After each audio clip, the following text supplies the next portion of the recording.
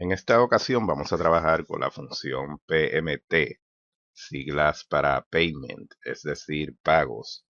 Lo que hace esta función es calcular la cuantía de los pagos periódicos para amortizar una deuda, por ejemplo. Suponga que usted toma un préstamo por $15,000 a un año y a un 7% de interés sin ningún residual. Con esta fórmula usted podría calcular cuál sería la cuantía o el pago mensual de esa deuda.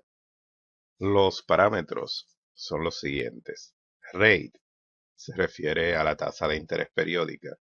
NPER es el número de periodos. Tiene que tener en cuenta de que rate y NPER tienen que estar en concordancia, es decir, si se harán pagos mensuales, la tasa de interés anual tendría que convertirse a una tasa periódica mensual.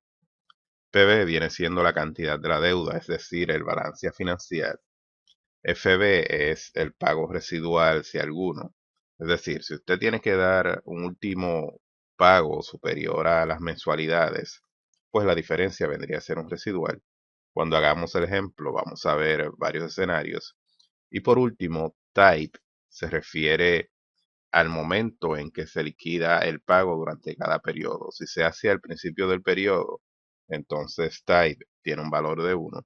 Si se hace al final o se deja en blanco, entonces el valor del parámetro es 0. Note que tanto FB como type son parámetros opcionales, lo que eso quiere decir que usted no tiene necesariamente que proveerlos, pero si no lo hace, pues Excel va a proveer uno estándar.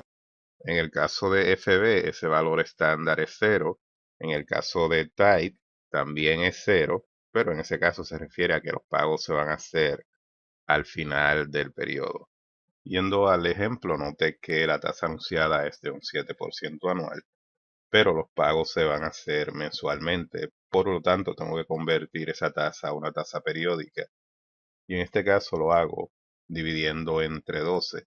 ¿Por qué? Porque por definición la tasa anunciada es la tasa periódica por el número de periodos en un año. El número de periodos es 12, la deuda es de 15,000, no va a haber valor residual y los pagos se van a hacer al principio del periodo. Para hacer el cómputo lo que hago es primero entrar el signo de más o igual porque se trata de una fórmula y empiezo a entrar el nombre de la función. Note que Excel va a tratar de ir autorreconociéndolo.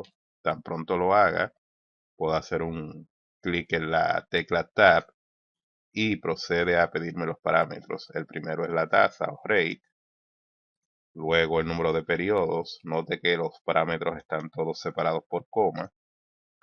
Luego sigo con el valor presente. Como se trata de una deuda, un signo negativo al frente. Si no le pone el signo negativo no hay ningún problema, solo que al final pues el resultado le va a dar negativo, pues porque se trata de un pago. El valor futuro es 0. Como es opcional y es 0, yo lo puedo dejar en blanco. La manera de dejar un parámetro en blanco es dos comas corridas. Y en el caso del type, como los pagos se van a hacer al final, puedo entrarlo directamente aquí o puedo escogerlo de acá. Cierro paréntesis y enter. Y ese sería el pago 1290. ¿Okay? Voy a incluir aquí un valor, la referencia al valor residual para poder hacer un ejemplo con valor residual. Note que si yo digo que al final, por ejemplo, voy a dar un pago de $2,000, que sería un residual, dentro del 2,000, y entonces se ajusta el pago. Eh, para confirmar cómo esto ocurre, vamos a ver, a hacer un listado de todos los pagos, no lo que sería una tabla de amortización. ¿Okay? Aquí la tengo, note, tengo la deuda, el interés y el pago. En el caso del interés hay una fórmula, no vamos a entrar en esos detalles ahora, pero esa fórmula lo que hace es que ajusta la tasa de interés dependiendo de si los pagos se hacen al principio o se hacen al final. Porque pues naturalmente es distinto. Si usted hace el pago al principio del periodo, pues lo primero que debe hacer es restar ese pago antes de hacer el cómputo de los intereses correspondientes. Lo contrario, ocurriría si hace el pago al final. ¿Ok? Digamos que cambio aquí al final del periodo, poniendo un cero. Note que cambiaron a los intereses.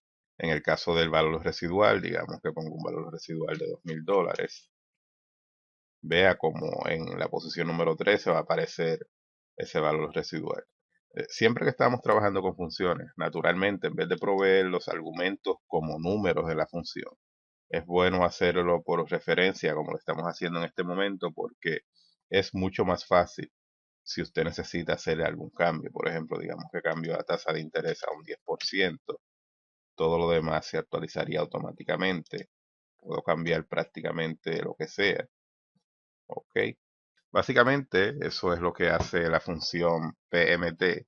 Es muy útil para calcular pagos. Siempre mantenga presente de que cuando usted está comprando algún tipo de activos, como automóviles, casas y ese tipo de activos, pues por lo general hay otros gastos que están involucrados y que a veces se hacen parte de la deuda. Pero para usted tener una idea más o menos clara de en qué horizonte está la cuantía mensual, esta fórmula le va a dar esa información en un instante.